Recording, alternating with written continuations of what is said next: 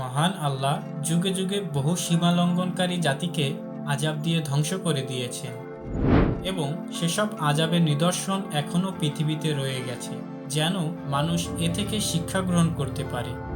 এমনই এক নিদর্শন হচ্ছে মৃত সাগর বা ডেড সি।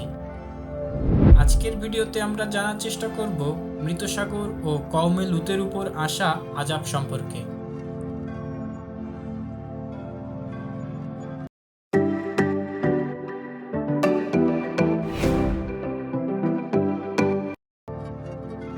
আল্লাহ লূত আলাইহিসসালামের জাতিকে তাদের ঘৃণ্য অপরাধের কারণে ধ্বংস করে দেন, আর আল্লাহর আযাবের কারণে মৃত সাগর আজ পর্যন্ত মৃত। আর এই স্থানকে দ্রুত ত্যাগ করতে বলেছেন মহানবী সাল্লাল্লাহু আলাইহি ওয়াসাল্লাম।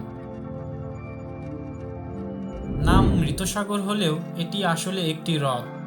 পৃথিবীর অন্যান্য সাগরের তুলনায় এই হ্রদের পানি 10 গুণ বেশি লবণাক্ত, আর এ কারণেই এখানে জন্মাতে পারে না কোনো মাছ বা উদ্ভিদ। এজন্যই এর নাম দেওয়া হয়েছে মৃত সাগর। অতিরিক্ত মাত্রায় লবণ থাকার কারণে সাঁতার না জানলেও এ পানিতে কেউ ডুবে যায় না। স্বাভাবিক সমুদ্রপৃষ্ঠ থেকে 400 মিটার নিচে অবস্থিত হওয়ায় একে পৃথিবীর সবচেয়ে নিম্নভূমিও বলা হয়। মৃত সাগরের অবস্থান জর্ডান, ইসরায়েল ও ফিলিস্তিনের মধ্যবর্তী অঞ্চলে। বহু বছর আগে এই মৃত সাগরের স্থানে গড়ে উঠেছিল এক জাতি, যার নাম ছিল সামুদ। তারা ছিল একটি ফিতনা সৃষ্টি করা জাতি। পবিত্র কোরআন ও হাদিসের ভাষ্য অনুযায়ী তাদের বহু অপরাধ ছিল, যেমন তারা তাদের এলাকার পাশ দিয়ে যাতায়াতকারী মানুষদেরকে ডাকাতি করত। তারা ছিল প্রচণ্ড মিথ্যাবাদী। তবে কোরআনে তাদের যে অপরাধটা সবচেয়ে বড় ও ঘৃণ্য বলা হয়েছে তা হচ্ছে অস্বাভাবিক যৌনাচার। মহান আল্লাহ তাদের হেদায়েতের জন্য হযরত ইব্রাহিম আলাইহিসসালামের ভাতিজা হযরত লূত আলাইহিসসালামকে পাঠালেন। লূত আলাইহিসসালাম দিনের পর দিন তাদের আল্লাহর পথে ডাকলেন, সব রকমের পাপ থেকে তাদের দূরে থাকতে বললেন, অন্যথায় আল্লাহর ভয়াবহ আযাবের ভয়ও দেখালেন। কিন্তু তারা লূত আলাইহিসসালামের কোনো কথা শুনল না, বরং তারা বলল, যদি তুমি সত্যবাদী হও তবে নিয়ে আসো সেই আযাব। এরপর লূত আলাইহিসসালাম আল্লাহর কাছে সাহায্য চাইলেন।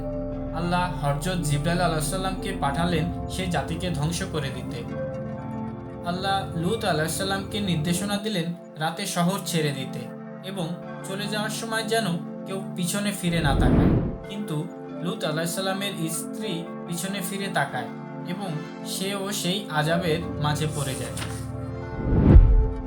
পরদিন সকালে জিবরাইল আলাইহিসসালামের প্রচণ্ড চিৎকার শুনতে পায়, এমন ভয়াবহ চিৎকার যেন তারা দিক বেদিক শূন্য হয়ে যায়।